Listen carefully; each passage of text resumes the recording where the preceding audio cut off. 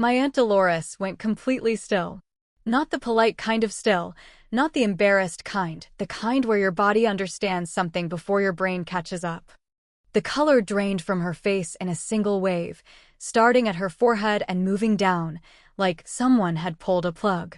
Her hand reached for the recipe card, and I pulled it back. Just slightly. Just enough. The whole table had gone quiet, and my son was still standing there, 11 years old, holding the tin of cookies he'd spent 2 afternoons making, not understanding why the room felt like it did. I looked at my aunt.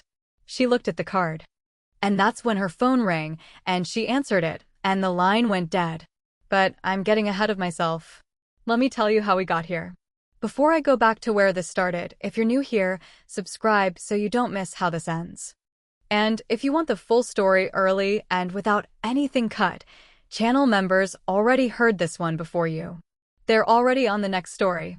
The join button is right next to subscribe, below the video. Now let me take you back to the beginning, because none of this makes sense without it.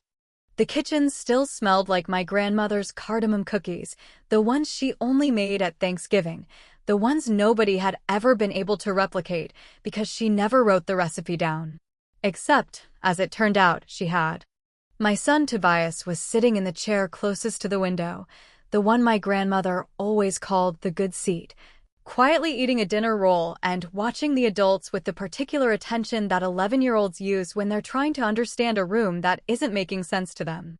My Aunt Dolores sat at the head of the table, which was not her table, in her sister's house, my mother Rosalind's house, as she had done every Thanksgiving for as long as I could remember, because that was simply the shape of things in our family. To understand what happened that afternoon, you need to know who everyone is. My grandmother, Celestine Okafor, passed away 14 months before this Thanksgiving. She was my mother's mother blood, all the way through, and she had been the gravitational center of our entire family. My mother Rosalind is her eldest daughter. Dolores is the second daughter, my mother's younger sister by 4 years. Dolores and I share no particular warmth. We share DNA and a last name and 47 years of family dinners where she has made her feelings about me quietly, consistently known. Tobias is my son, my biological child, and Celestine's only grandchild through me. My husband Jerome was traveling for work that weekend. He is connected to this story only in that his absence meant there was no buffer between me and my aunt.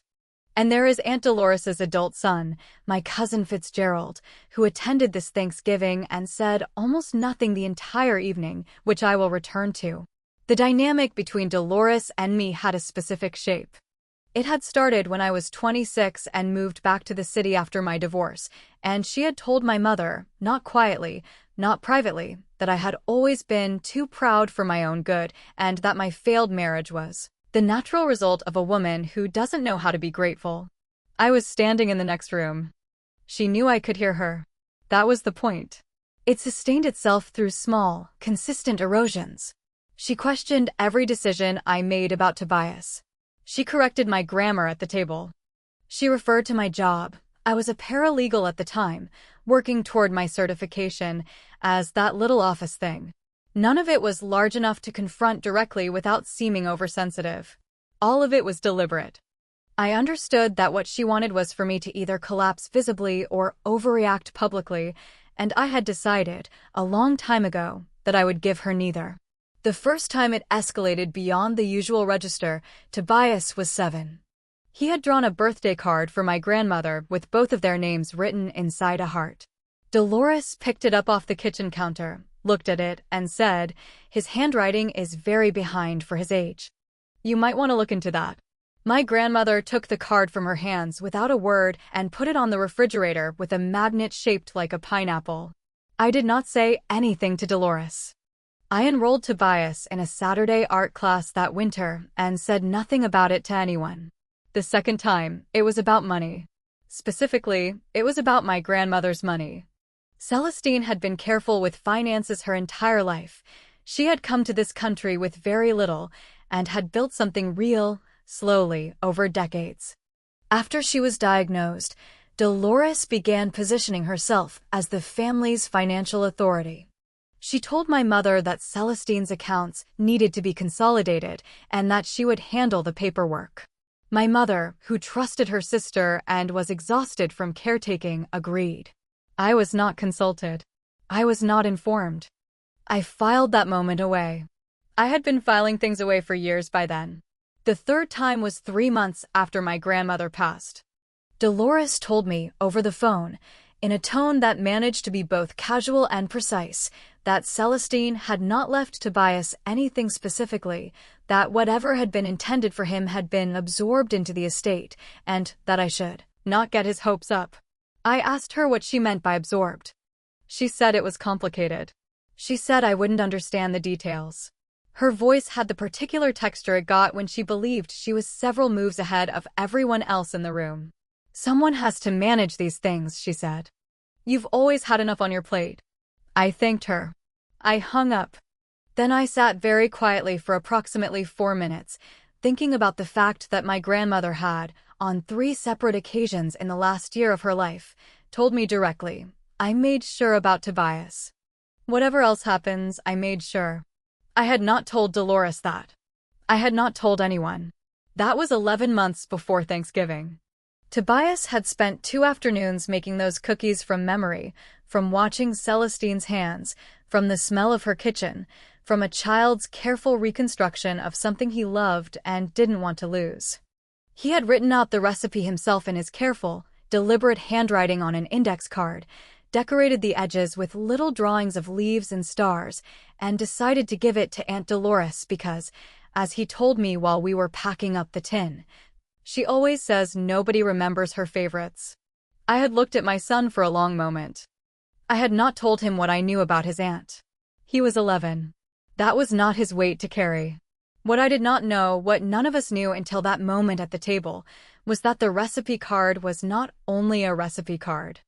I didn't know it yet, but Celestine had already set something in motion long before she left us, and Dolores had spent 11 months trying to make sure it stayed buried.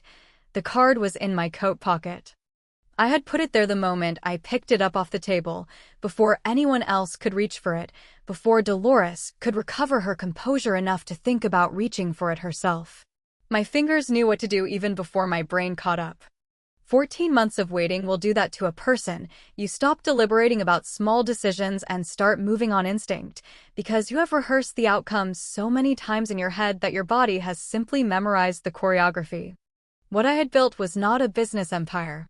It was something quieter and considerably more useful, a paper trail. After Dolores told me that Tobias's inheritance had been absorbed into the estate, I had spent 11 months working with an estate attorney named Priya Subramaniam, who had an office above a dry cleaner on Whitmore Avenue and the specific gift of making people feel calm while she described things that were genuinely alarming. Priya had helped me reconstruct every financial document connected to my grandmother's estate that I had legal standing to request. I had kept all of it private for one reason that was practical and one that was personal. The practical reason, Priya had advised me that moving too soon, before the full picture was assembled, would allow Dolores to restructure what remained and make recovery significantly harder. The personal reason, Tobias was 11. I was not going to let him watch his mother fight with her aunt at the dinner table over money his grandmother had left him. He had already lost Celestine. That was enough. The first close call happened in September, 6 weeks before Thanksgiving, when my cousin Fitzgerald called me on a Wednesday evening. Fitzgerald was Dolores's son, 34 years old, and had spent most of his adult life in the careful position of not choosing sides between his mother and anyone else. He called, and something in his voice was off, measured in a way that felt prepared rather than natural. I just wanted to check in, he said. See how you and Tobias were doing. I was standing in my kitchen, and I set the dish I was drying down onto the counter, very carefully, because I needed both hands free even though I wasn't using them. We're doing well. Tobias started a new science unit. He's very into erosion right now. A pause. That's good. Another pause, slightly longer. Mom mentioned you'd been asking questions. About Grandma's estate. I kept my voice completely level. I asked for copies of documents I'm legally entitled to. Standard process. Right. He pulled his phone away from his ear for a moment. I heard the shift, then brought it back. She just wants everything to stay smooth. You know how she gets. I do know how she gets, I said. Tell her I said hello. What had almost surfaced in that conversation? Priya had, 3 days earlier, filed a formal inquiry with the probate court regarding 2 accounts in my grandmother's name that had been closed between the date of Celestine's diagnosis and the date of her death. Fitzgerald did not know about the inquiry. Dolores, I suspected, had just found out. The moment I hung up, I texted Priya. She knows something was filed. Moving up our next meeting. Priya responded in 11 minutes. Tuesday at 10. Don't confirm anything to anyone before then. The second close call was at the family's pre-Thanksgiving grocery run, a ritual my mother Rosalind had maintained for 30 years. The Saturday before the holiday, everyone who was local went to the large market on Crestfield and divided the list. Dolores and I ended up in the same aisle, which was not accidental on her part. She reached past me for a container of stock, and without looking at me, she said, I heard you've been spending money on legal consultations. Her hand moved to the collar of her coat, straightening it, though it didn't need straightening. She did that when she was testing something. I spend money on a lot of things, I said. It's just, she finally looked at me. It's expensive, and I'd hate for you to waste resources on something that isn't going to go anywhere. For Tobias's sake. Her voice had dropped to something careful, almost gentle. That was the version of Dolores I trusted least, the one that deployed concern as a container for threat. Tobias is well taken care of, I said. I appreciate you thinking of him. I put 2 containers of stock in my cart and moved to the next aisle. What had almost surfaced? I had, the previous Tuesday, reviewed with Priya the documentation showing that one of the 2 closed accounts had contained, at the time of closure, approximately $140,000 designated in an earlier draft of my grandmother's will specifically for Tobias's education. The account had been closed 11 days after Celestine's formal dementia diagnosis, before she had legally lost capacity, but barely. Priya's word for what this potentially constituted was precise, and not a word I had said aloud to anyone outside her office. After the grocery run, I went home, sat at my kitchen table, and forwarded to Priya the screenshot I had taken of a voicemail Dolores had left on my mother's phone 8 months ago, one my mother had played for me and then dismissed as Dolores being dramatic, in which Dolores referred to taking care of the account situation before things get complicated. My mother didn't know I had that recording. I had asked, very casually, if I could listen to it again, and my mother had handed me her phone, and I had recorded it on mine while it played. That was 8 months ago. I had been waiting for the right moment to give it to Priya. Priya Subramaniam, for her part, had responded to that email at 11:17 that night. This changes the weight of what we're looking at considerably. Do not discuss this with anyone in the family. Not even your mother. Not yet. My timeline had been January. Priya had identified January as the moment when all the documentation would be consolidated and the formal challenge to the estate administration could be filed cleanly, with everything in order, no gaps for Dolores's attorney to exploit. January felt like a long time away when you were watching the woman responsible for it sit at your mother's Thanksgiving table and accept compliments on a pie she had bought from a bakery and transferred to her own dish. I had 6 weeks left. And then Tobias made his cookies, and everything moved. The house was warm in the particular way of a holiday, too many people, oven running since morning, the specific density of a family gathered in a space slightly too small for comfortable distance. My mother Rosalind had set the table with the good cloth, the one with the embroidered edge that Celestine had brought over from Lagos 40 years ago. Tobias had helped lay out the silverware that morning, counting the settings twice because he liked to be sure, and had asked if we could put Celestine's photograph on the sideboard the way we had done last year. We did.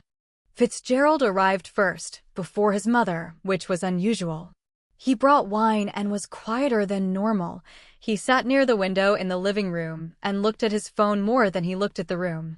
His tel, the pulling out and putting back of the phone, had been running on a short cycle all afternoon. Dolores arrived 20 minutes later with the pie dish.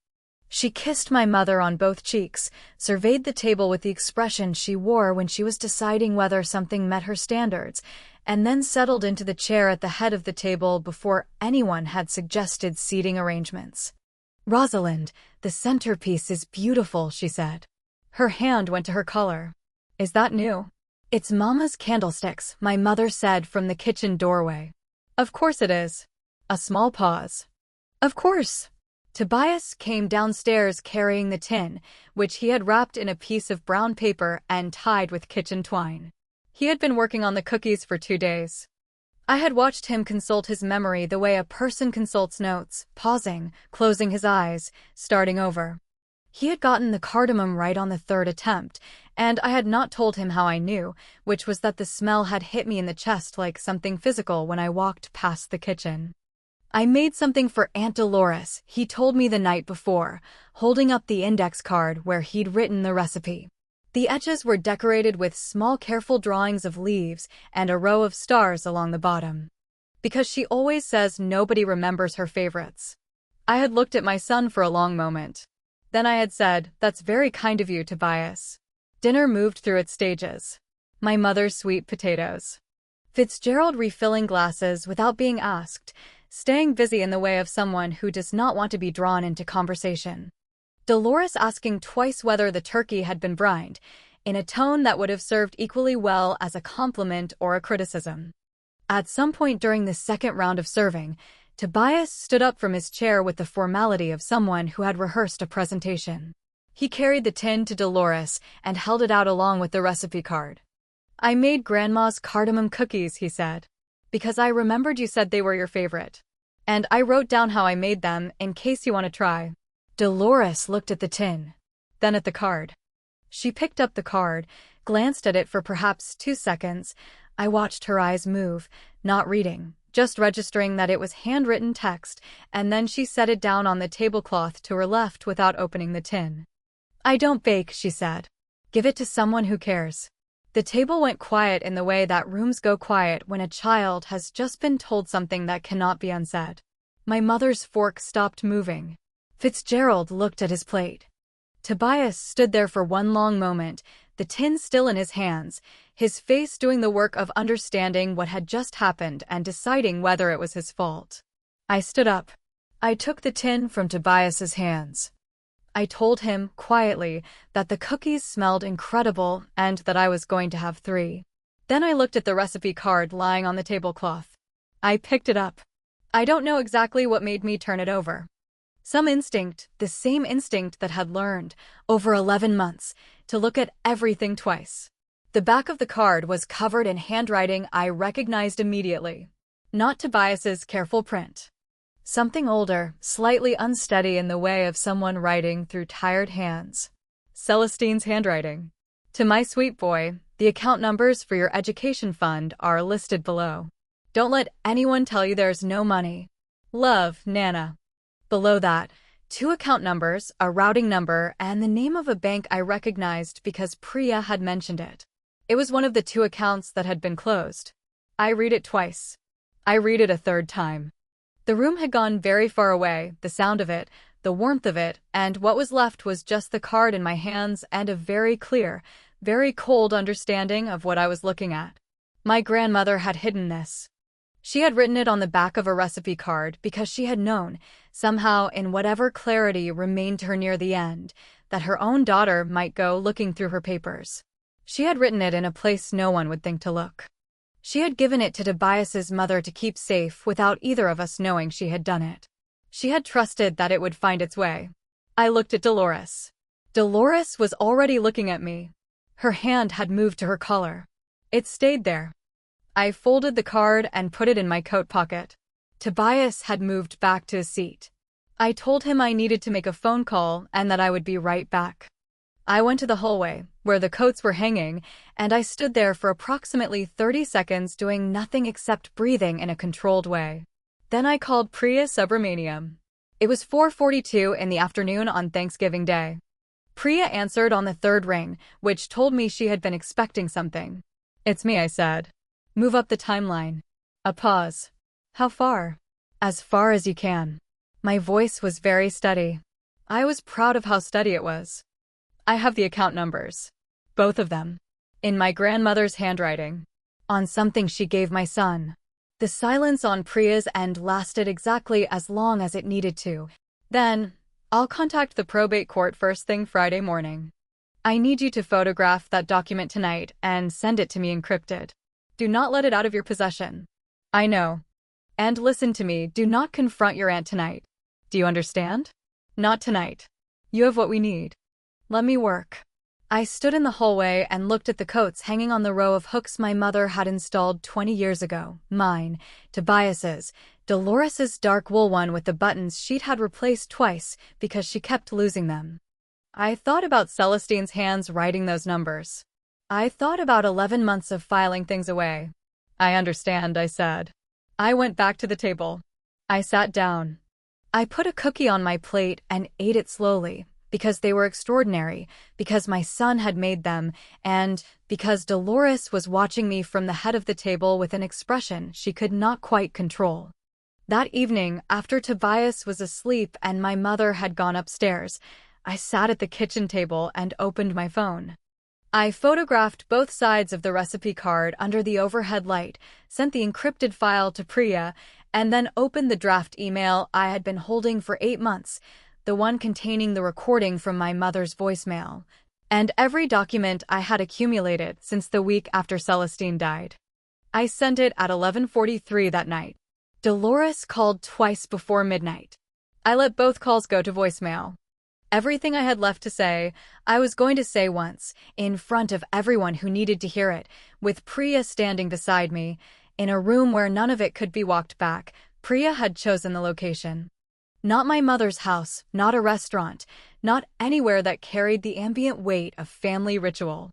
She chose her own conference room, which was small and deliberately neutral, a rectangular table, 6 chairs, a window that faced a brick wall, and a whiteboard that had been wiped clean.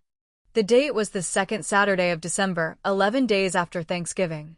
Priya had sent a formal letter to Dolores and to Fitzgerald, in their capacity as the individuals who had administered Celestine Okafor's estate, requesting their presence for a meeting regarding outstanding matters of probate documentation. The letter used specific language that Priya told me, without elaboration, would make ignoring it inadvisable. My mother Rosalind came because I asked her to, and because I told her that what she was going to hear would be difficult, and that I needed her to hear it directly rather than through anyone else.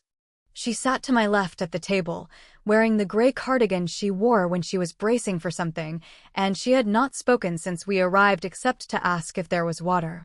There was. She held the glass without drinking from it. Fitzgerald arrived 3 minutes before his mother. He sat down across from me and pulled his phone out, looked at it, put it back in his pocket. He did this twice in the first 90 seconds. He did not make eye contact with anyone. Dolores came in last. She was wearing the dark wool coat, the one with the replaced buttons, and she did not take it off, which I noted, because a person who keeps their coat on in a warm room is a person who has not yet decided to stay. She looked at Priya. She looked at the documents on the table in front of Priya's chair. She looked at me. Her hand moved to her collar.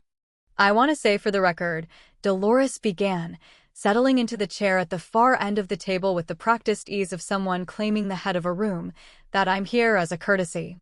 I've consulted with my own attorney, and there is nothing outstanding in my mother's estate that hasn't been properly administered. Priya opened the folder in front of her. She did not look up immediately. When she did, her expression was the same expression she had worn every time I had sat across from her in this same room, attentive, unhurried, precise.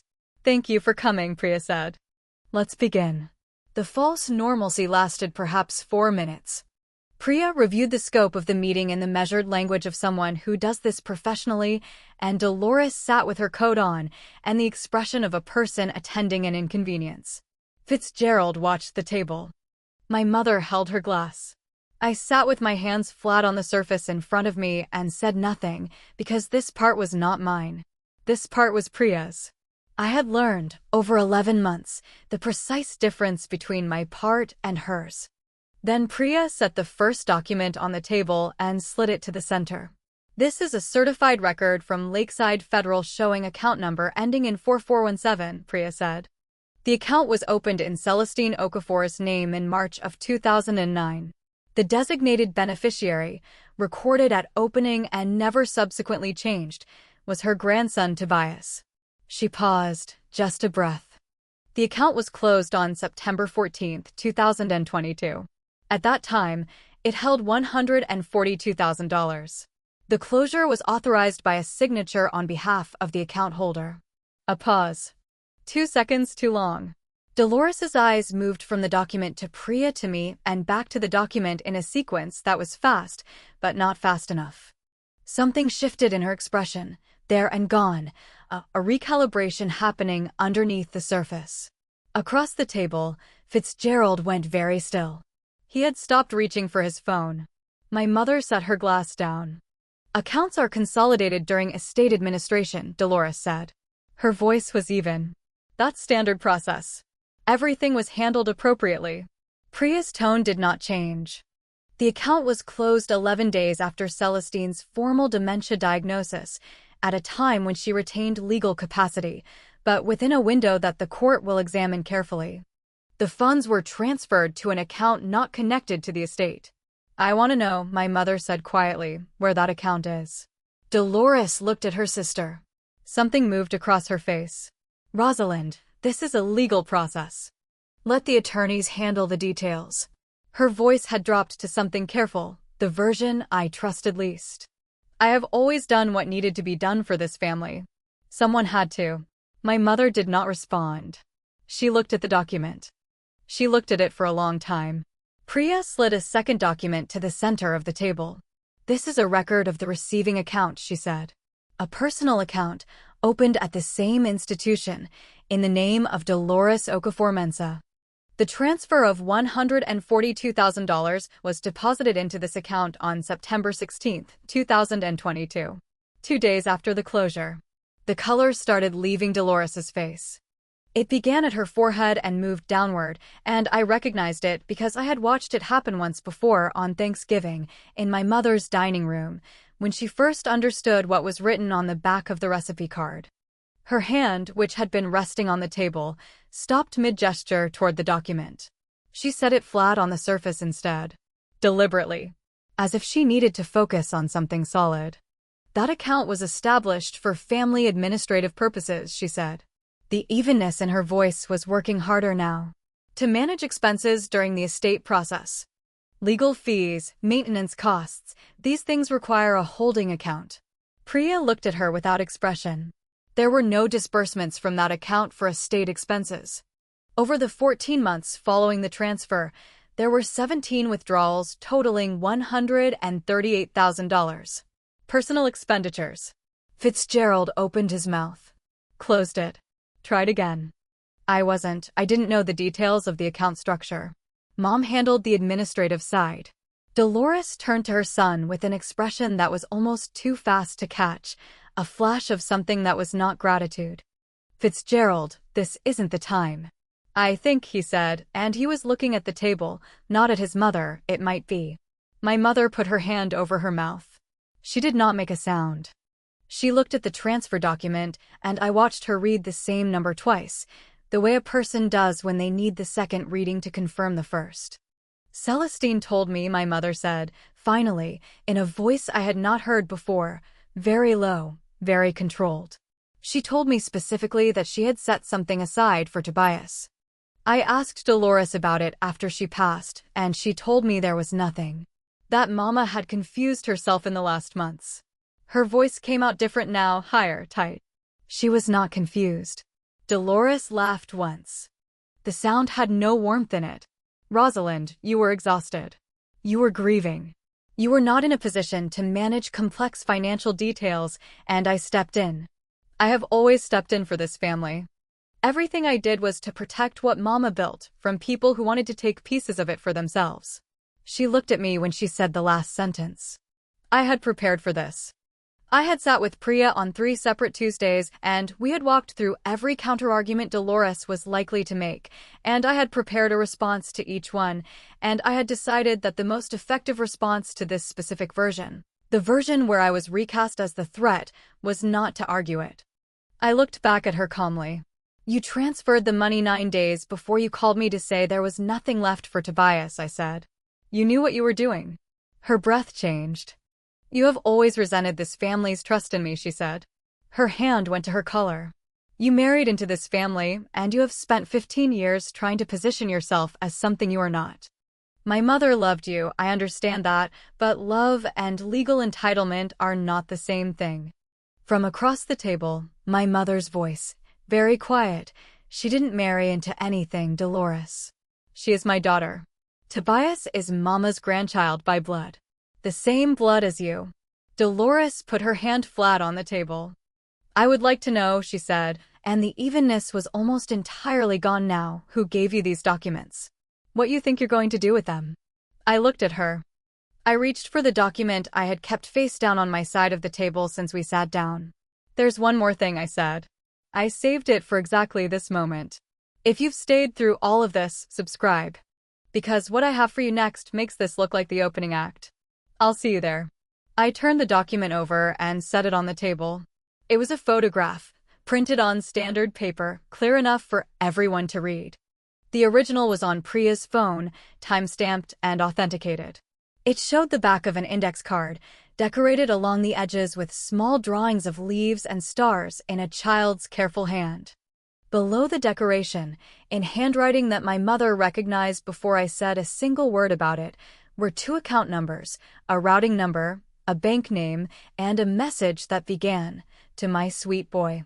My mother made a sound that was not a word. It was small and involuntary, and it came from somewhere that had nothing to do with legal proceedings. She recognized her mother's handwriting. She recognized it in the way you recognize something that was supposed to be gone, the specific shock of continuity from a person you have been trying to learn to live without. Dolores looked at the photograph. She looked at it for a long time without speaking. Her face changed in sequence, the way a controlled thing changes when control fails, the jaw first, then something behind the eyes, then the set of her mouth, which had been holding a precise, practiced shape for the entire meeting and now simply stopped holding it. The coat she had kept on through everything felt suddenly wrong on her, too large, too formal, the posture it required too expensive to maintain. She sat down without meaning to. She had been slightly forward in her chair, and then she simply wasn't. Her body made a decision her mind hadn't authorized. She wrote it down, Dolores said. Not to anyone. She actually wrote it down. The sound she made after that was not a word. It was the sound of something that had been constructed carefully, over years, meeting the specific fact that had been designed to dismantle it, and the construction losing. She knew, I said. I kept my voice level. She knew what might happen. She made sure he would know there was something to find. Fitzgerald had both hands on the table now, flat, like a man steadying himself on a surface that had stopped being reliable. He was looking at his mother with an expression I could not fully interpret, not anger, not quite grief, something closer to the specific exhaustion of finally seeing something clearly that you have been working very hard not to see. Mom, he said. Very quietly. She did not look at him. Mom. His voice broke slightly on the second attempt. What did you do with the rest of it? It was not a question. The phrasing was a question, but the register was not. He already knew there was a rest of it. He had known, I suspected, for longer than this room, in some form that he had been allowing to stay blurry. Dolores put her hand over her eyes. Her fingers pressed in, like someone with a headache that had just gotten considerably worse. Her hand was shaking very slightly. I managed it, she said, from behind her hand. I managed everything for this family. Nobody else was going to. My mother stood up. She did not do it dramatically. She set both palms on the table and she pushed herself to her feet and she looked at her sister from a standing position with an expression I had never seen on her face before, not rage, which would have been easier to witness. Something older and more final than rage. You told me, my mother said, that Mama was confused. You told me to my face. Dolores did not respond. Her hand was still over her eyes. You sat at my table at Thanksgiving, my mother continued, and her voice had gone to a register that was perfectly controlled in the way of something that is controlled, because the alternative is catastrophic, and you ate my food. And you told an 11-year-old child that his gift meant nothing. And the entire time, you had taken what his grandmother left him, and you had spent it. A pause that lasted long enough that the air in the room changed texture. I don't know who you are, my mother said. I have known you for 61 years. And I don't know who you are. She sat back down.